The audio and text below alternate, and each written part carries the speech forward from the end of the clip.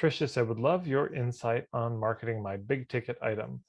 For example, is it better to just advertise quarterly and have it sit the rest of the time? It's not a membership, not time dependent. People can take it up at any time. Okay, well, Tricia, why don't you tell us a bit about your big ticket item? Hi. Well, I'm an animal communicator. So I should explain, I am Scottish. I live in New Zealand. Okay. The sun has just come up while we've been on the call.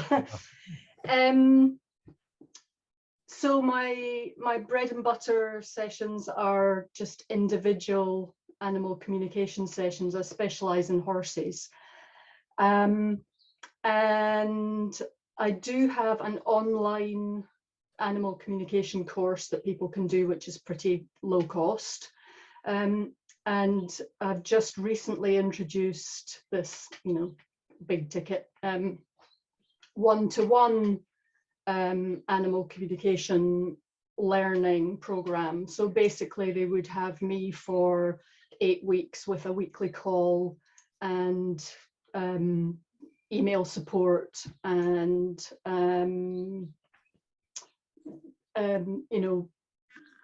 materials supplied, background documents and all sorts of things.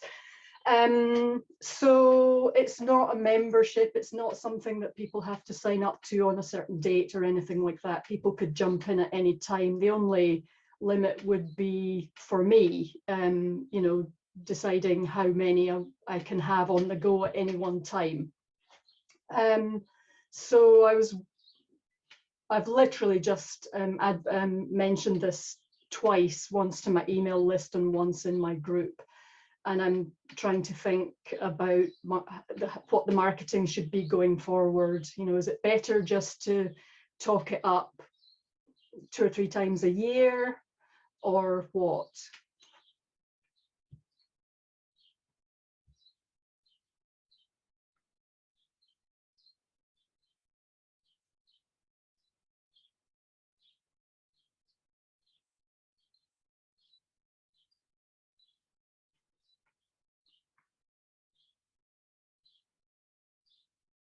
You muted, Ted. Can't hear you. All right, that's right. Just looking for some videos. I'm curious, where are you from in Scotland?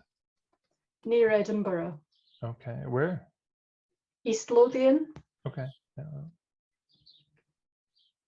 I've driven past it. My ancestors are from Melness and Tongue up in the north. Nice. Yeah. Okay.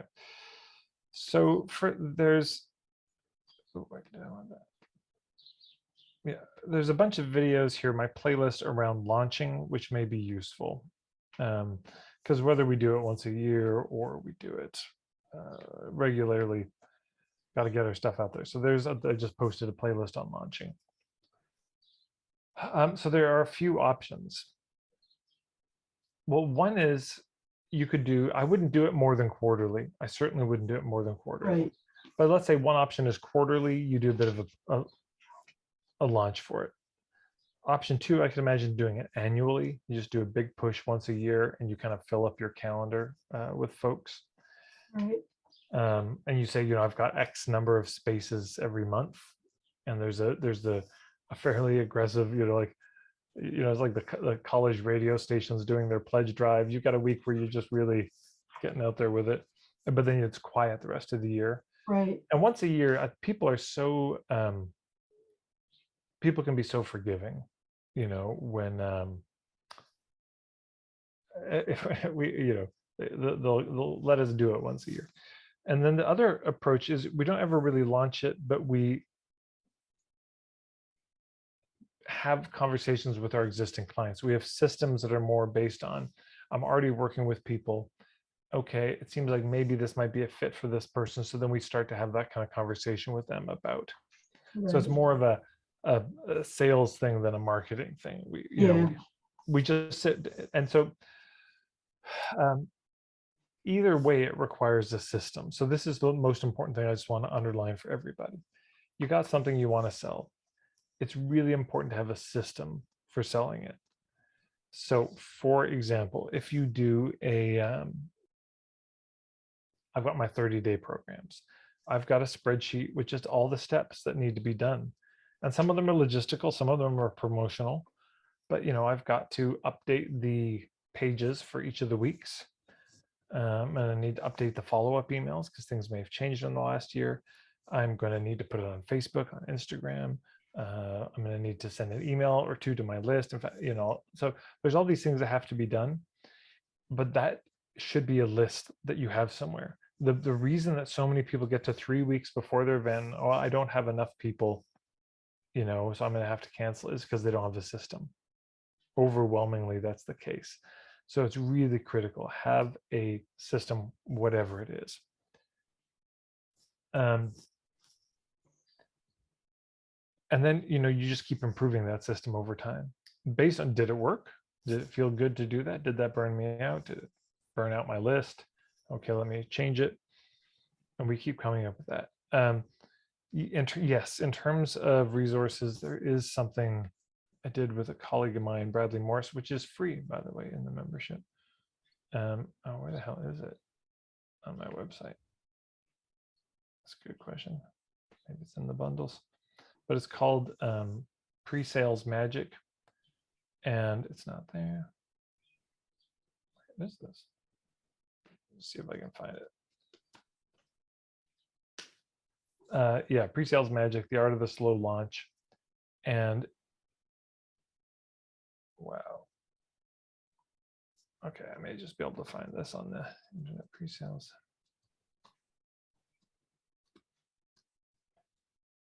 But yeah, we did a day-long workshop where we took people through. Here it is.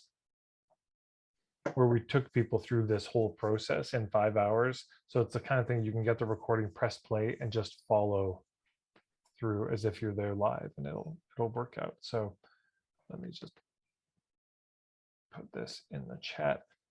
But also, we need the same system if it's the one-on-one. There's a similar kind of thing, though it may not be quite as robust. So there's that. But yeah, so that's, for example, the system might be like this. Once a month, you sit down and you look at the people you've worked with in the last month, and you just kind of meditate on each name. And you think, is there any other way I could be useful for them? Is there anything I have to offer, such as that premium program, that might be useful for them? And you just do an intuitive check-in. And some of them a bit, no. In fact, I wouldn't want to work with them on that. And other people, you'll feel really excited about it. And then, again, you could have an email that's pre-written-ish with space at the top. And you just say, look, I was sitting down the other day. I was reflecting on the clients I'd worked with that month. And I was thinking about you. And I have this program. I haven't even mentioned it to you, but I just think this may be perfect for you in your situation. I don't know for sure, but here's the info. If you have any questions, let me know. But here's the link where you can learn more. And you just kind of open the conversation up. And then they'll respond either yes, maybe, or no. And you can have roughly templated emails for all of those. Because if they say yes, it's not going to be dramatically different every time. Oh, great, thank you. That's wonderful. Here's more info, etc. If they say no, it's just, hey, totally understand, no problem at all, no, And if it's maybe, then there may be more information that they're needing to even make a decision. So a lot of these can be sort of gently ready for you. But so it's still a system. There is still some sort of thing that you do ongoingly, repeatedly. Because what happens so often is people never sit down to reflect on the clients they've worked with. They never sit down and look at, who did I work with over the last month? Oh, that'd be a good idea, but they don't do it. So this is the kind of thing where it's in your calendar. You put it as a recurring event on the first Monday of every month or something. It just shows up. And then also, but then you sit down, you're like, wait, who the hell did I work with? Ah, shit, where do I find that? Oh, damn it, So then that has to be somewhere that's really easy to find, and probably in the calendar, you would have a link to that list wherever it is. So when you get to that day, it's really easy. We want to make this so easy on ourselves. You get to the calendar, click, and it opens up. Oh, there's the link. There's a little Google spreadsheet or whatever. with the list of the client. There they are, and you go over who was in the last month, and you do that little whatever the process is for you. So anyway, those are some thoughts. I like that idea. That's not something I've done to date. Reviewing who I've worked with. I really like that. I like the idea of just doing an annual campaign or launch or whatever, and letting people book in advance and pay in advance. Paying. They could have payment options and stuff. So yeah, I like that. That's great. Yeah, payment options always helpful. Yeah. And by the way, since you've never done it before, I would recommend making a list of everyone you've ever worked with. Yeah. Or in the last X number of years, and do that process and really sit down. And you can do this, you get an index card for each person, write their name on it, and you just go and you can put them in like a yes, maybe, no pile. Like, no, I never want to work with them again. Maybe let me reflect on that some more. And then the yeses are like, God, I miss that person. I want to work with them again. And let me check in. And then you can say, hey, I was just sitting down. I was going over my clients I've worked with in the last 3 or 4 years. And I saw your name, and just a big smile come over my face. And how are you doing? How are the kids? And I just wanted to say hello. I was just so happy to think about you. And so you can start a conversation, in that way. It's like, do you still have pets? Do you still have the horses? Well, that's the thing. For me, I'll remember the animals more than the people. Sure. But yeah. So then, right, you may say, oh, do you still have Charlie? Your horse? And they may say, no, we don't have any horses anymore. Well, then there's no need to bring up your package. Yeah. But it may just through the conversation, oh, you still do. And then you say, look, I got this thing. And again, you hear this language, and I'm picking it so consciously, and I recommend using it, a language of, I don't know if this will be a fit. I don't know if this is a good match. I'm not sure if this will be, helpful for you exactly. I know you're really busy. I know, there's the kind of, you're just not cornering them. Yeah. You're physically, it's like you wouldn't want to corner an animal, or you would step to the side, you give them space, you don't corner people. And so verbally, we don't want to corner people. So a lot of this, I don't know, maybe it could be even the body language.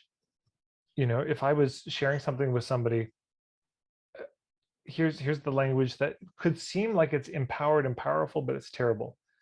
I'd be like, what do you think? What do you think? Hey. And I'm just like, yeah, it's so great. Versus, what do you think? Yeah. You see what I'm saying? Yeah. This is like, I don't know. Like, I actually want to know, what do you think? Is it all right? Does it make any sense? And if they can get the sense that you're really okay with a yes and a no equally, then they'll be honest with you. And if they aren't, that's when the pressure begins on their side, and that's when they start lying to you. Versus like, we can just talk this out. Anyway, you'll figure it out. I feel like you've just given me permission to be myself, because that's what I'm like. And I always think I'm supposed to be more salesy, and it's really not in me. Well, this is a strange thing with sales, is we're told to be enthusiastic in selling, and that's 100% wrong. That's dead wrong, because when you're sharing your point of view, can you be enthusiastic? Yeah. I mean, you're sharing what you think, your philosophy, you probably can't help it. You're just going to be excited about it. But when it comes to describing your offers, flat affect, you just want to lean way back, because in that moment, any enthusiasm will land as pressure, will land as pushing, which creates then a defensive, most of you maybe seen me do this, but it's worth trying. If you put your hands up like this, and put your hands up like that, and then grab this wrist. I want you to pull as hard as you can. Pull as hard as you can. I didn't say pull back, but pull with that. Now, why are any of you still here? Why is it not this? Why did you resist? I didn't say to resist. I even told you don't resist. And then you kept resisting. Yeah. You know, so when we try to pull people or push people, you'd find the same thing. If I say push, this hand. So it's so counterproductive. Yeah. The pushing, the pressure, the enthusiasm. Yeah. It's so much better to, I mean, you were enthusiastic about your point of view. They kind of are aligned or they aren't. So then you just put it down and you're like, I don't know. What do you think? You're as clear as you can be. And it's either going to be a fit or it isn't going to be. Yeah. Yeah. I'm laughing because that pulling thing is exactly what horses do. If you pull on a horse, they will pull back. So, yeah. Oh, man. Thank you. You're welcome. Good to meet you.